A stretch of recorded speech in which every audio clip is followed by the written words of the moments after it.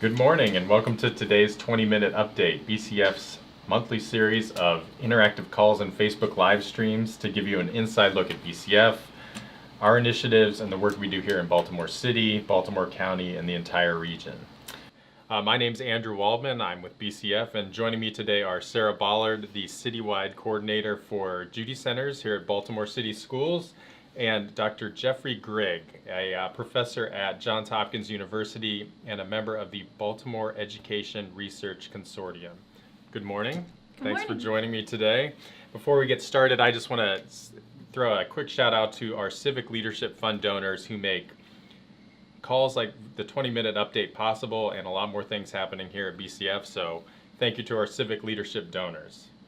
Okay, today we're going to talk about Judy Centers, and we've talked about Judy Centers a lot on our 20-minute update over the years, but today we actually are going to talk about a report that came out fairly recently about Judy Center, a qualitative report about Judy Centers, and of course Jeff was the main researcher on that, and Sarah was also intimately involved. So just want to set this up before we get started and ask Sarah to give us a general idea of what a Judy Center is for those callers who may not have any idea. Of course.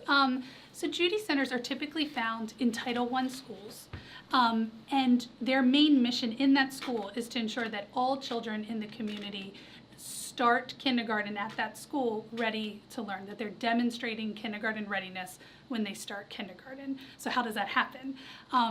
We really take a whole child, whole community, whole family, whole everybody approach.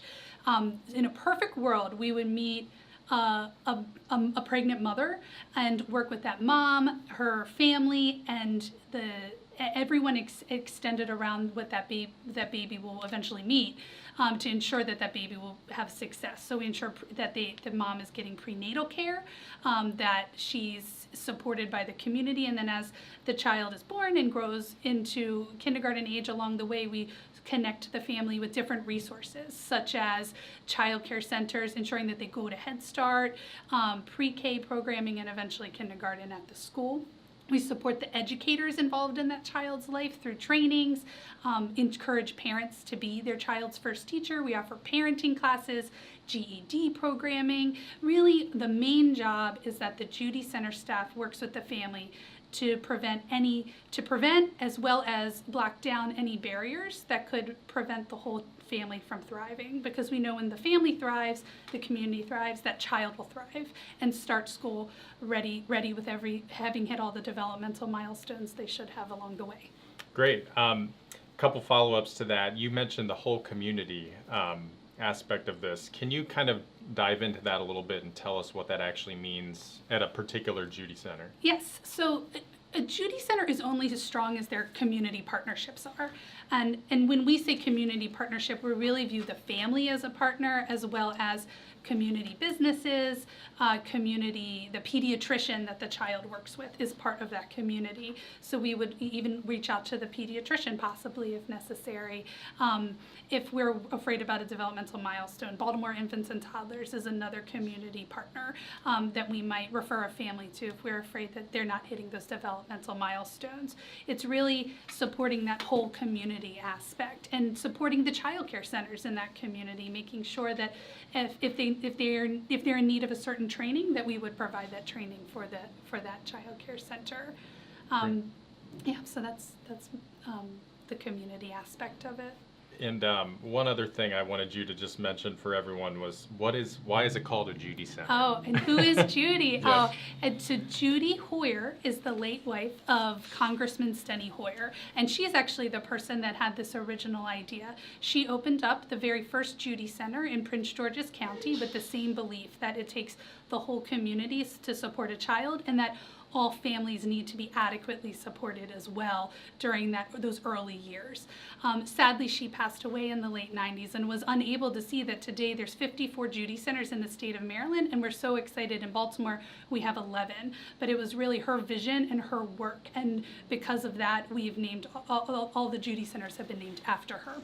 That's great. And I don't know if it was flashed already, but we do have a map of where those Judy Centers are here in Baltimore City. So if you're watching on Facebook, you can see that. Okay, I want to get into this research since there's a lot of things to talk about. So, Jeff, I wonder if you can just give us an overview of the study itself, how it was done, when and why. I guess would be the top three.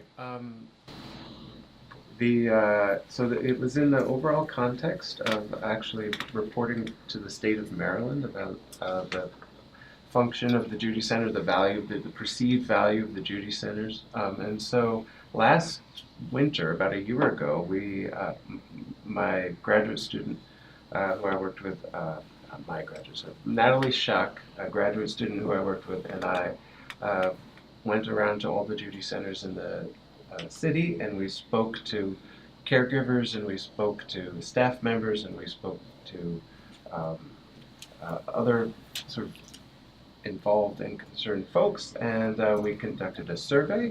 And really what we were trying to understand is what was the perception of the Judy Centers, what were the services they were providing, and how were they viewed by the folks who received them, and also get a better understanding of what it meant to prepare a young person to be ready for kindergarten. And so then that report was turned into a sort of summary of what we found about the transition to kindergarten and the things that we heard from parents.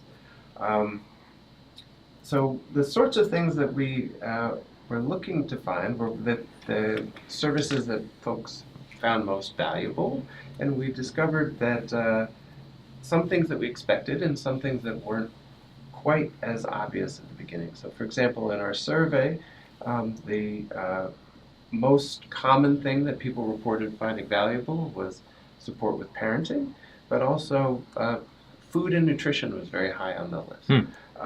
Housing support was very high on the list. And so I think that was evidence that yes, of course, people need help to prepare children academically. They need help with academic preparation, but they also need help with all the other things that are involved in raising a child and thriving as a family, as a community. We also learned quite a lot from all of the caregivers we spoke to, and especially about how they perceived the transition to kindergarten, and what it really meant to them to be ready. And so Natalie Schuck has really been thinking a lot about the transition to kindergarten. And again, this is an example of something that's a little surprising unless you've ever dropped off your own child at kindergarten. We learned that is a really big event in a whole family's life. Mm-hmm. And the caregivers that we spoke to, many of them had perspective, having gone through the transition to kindergarten with an older sibling, and then with a child who had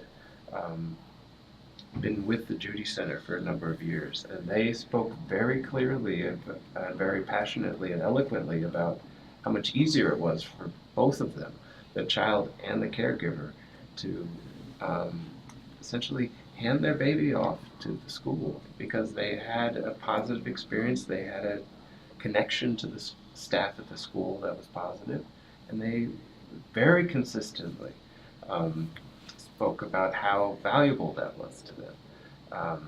And again, Natalie and I were sort of surprised to hear that until I reflected on my own experience dropping my child off at kindergarten and how there was a tug there, and I had to have confidence that my baby would be safe and would be cared for.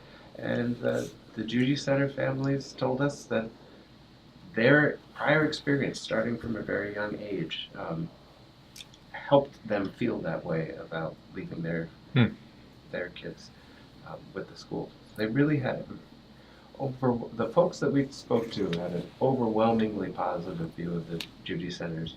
And our survey, which was not representative, but one of the questions we asked was, how likely would you be to recommend the Judy Center to a neighbor or friend? And we could ask the standard question, and not at all likely, up to very likely.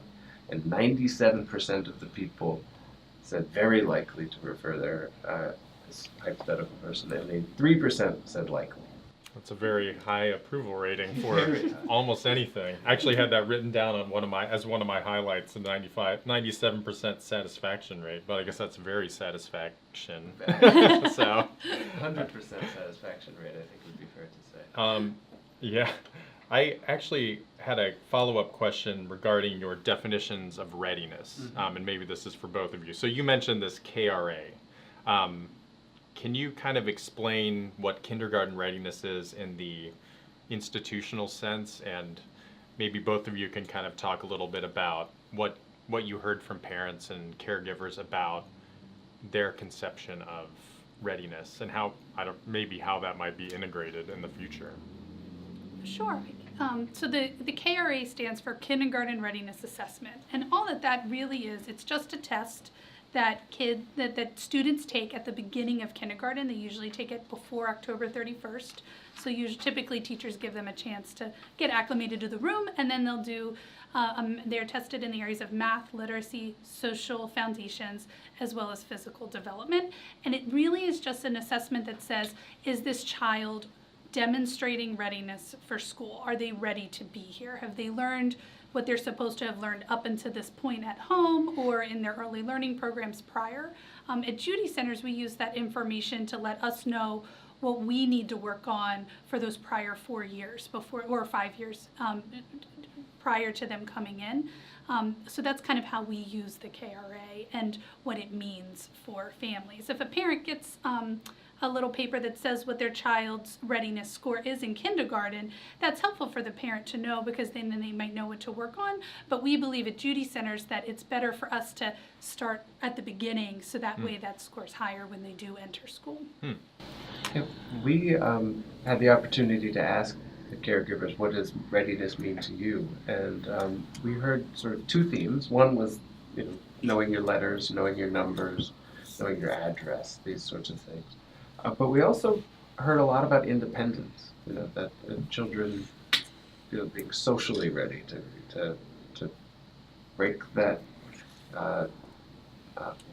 bond, maybe, that was very strong, that many of those children had been raised in their home for years, and then this was in many cases the first time that they had been passed along to somebody who wasn't related to them. Mm-hmm. And so that sense of independence was really critical to help the children make the transition to be ready, sort of emotionally ready, and also again for the whole family to be emotionally ready, to believe that their child was independent enough. And we did hear that the engagement with the Judy Center, the prior engagement with the Judy Center, helped children feel more independent, helped families feel more confident with this transition. So we heard both the academic dimension of it, but also this emotional independence, being ready. Fascinating. I had one other point I wanted to hit that I saw in the report, and that was about this idea of social capital and parents making connections. Wondered if you might be able to speak more about what you found there and how that looks in a Judy Center. Well, so social capital is a long-standing notion in education and in sociology, and basically can be reduced to, one of the measures of it is, do you know, as a parent, the other parents of your children's friends, right? So you have two children who go to school together. Do the parents of those children know one another? In which case, there's sort of this loop, a social, they call it social closure. And that has been shown to be a highly valuable resource. Children whose parents know one another and other forms of social capital, these social connections, are very helpful in the sense that folks who have those forms of capital tend to be more successful going forward, getting jobs and things like that. And what we found is that the Judy Centers drew parents who didn't necessarily know one another together, and they would get to know one another, and then they would those bonds, those connections that formed were lasting, and sometimes would even translate into very useful, they would trust one another enough to look after each other's children or something like that, which is not something you would do lightly. And so there was a theme that emerged of Judy Center forming these, as many community centers do that daycare centers can do with these sorts of things. Creating a space where parents can get to know one another, and then that helps them with parenting. Great. I want to take a quick pause here, and if you're listening to the call on our conference phone line and you have a question, you can hit *6 on your phone and unmute yourself and ask the question. Also, if you're watching on our Facebook live stream and you have a question, go ahead and just type it right into the comments and we will take a look at it. I actually have one right now, and I'm going to read it to both of you. Okay, how can this be extended? So the question is, how can this be extended to provide these critical services to the kids as they mature through elementary and middle school? Big question. So what I've seen, a lot of the schools that have Judy Centers also are community schools, and the two programs work really well together. When I used to be a Judy Center coordinator at John Rora, and there was a wonderful community school coordinator, we would often partner together on activities. So they would have already seen that community school coordinator who would then work with that family and possibly work even maybe closer with the school social worker if that was needed. Our goal is that by the time they've exited out of kindergarten, that the families are independent and maybe won't need our support as much, but in the case they do, they're often at the schools where there are Judy Centers are structures in place by them being community schools to support families. And actually, this is a related point that I just read in the recent Kerwin Commission legislation that's in Annapolis. Is there's actually there's something happening there to extend community schools to more school buildings, and I don't know exactly what form that will take, but that could also be a solution there. If you're on the call, I'm going to give you a chance to hit *6 and unmute yourself and ask a question. No? Okay. I wanted to return to the kindergarten readiness assessment and just get the quantitative side of how Judy Centers are performing against other groups. So can you tell us a little bit about that? So what we have seen since 2014, the fall of 2014 was the first kindergarten readiness assessment that was given. Since then, we have continuously seen in Baltimore that children that had Judy Center experience in Baltimore have outperformed their peers. And that's period. I would say that because when you compare it not just to the city average, but to the state of Maryland's kindergarten readiness scores, we've consistently on a cumulative scale outperformed them. This past year, in the fall of 2018, we Baltimore City Judy Centers were demonstrating readiness at a rate of 55%, the children were, whereas the state of Maryland's average was 47%. So that was about an 8-point difference that we saw, which tells us that some of what we're doing is working, that we still would, we have a goal of one day being at 100%, but if the mean average is 47 statewide, then we're seeing that we're above that. So we've consistently seen that additional support is supporting families when we compare it to the state. That's great. We've got a couple more minutes here, and I wanted to ask one off-the-cuff question that just came into my head. For the report that Jeff and BERC did, how are you trying to operationalize the recommendations or putting sort of those things into practice at Judy Centers right now, if that's happening? Well, one thing, it was just great to hear all of the feedback from the families and to hear that they were satisfied. So sometimes it's just good to know that some of what we're doing we should continue doing. But in working with BERC, as well as it also inspired us to look a little bit closer at our own database. And we looked specifically at a few programs such as aftercare and our summer programs. And we were kind of inspired really by what you did to look further. So what we saw was that children that were Judy Center children that went to aftercare last year in our programs, as well as went to summer camp, were also again outperforming even higher the other Judy Center children. So we were really excited to see that, which just let us know that we should continue doing that work, if not expand and possibly create more slots for summer programming and aftercare programming.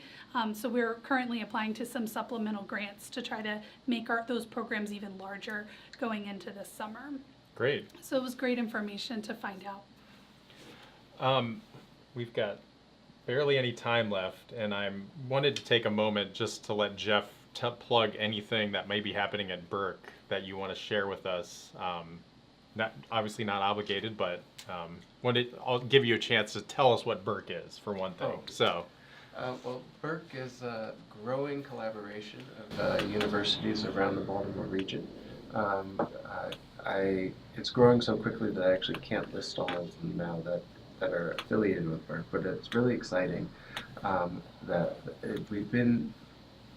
BERC has existed in Baltimore for over 10 years, but and what it's done is it's a collaboration with the Baltimore City School District and universities in the region to try to conduct research that is useful and beneficial to families and the schools in Baltimore.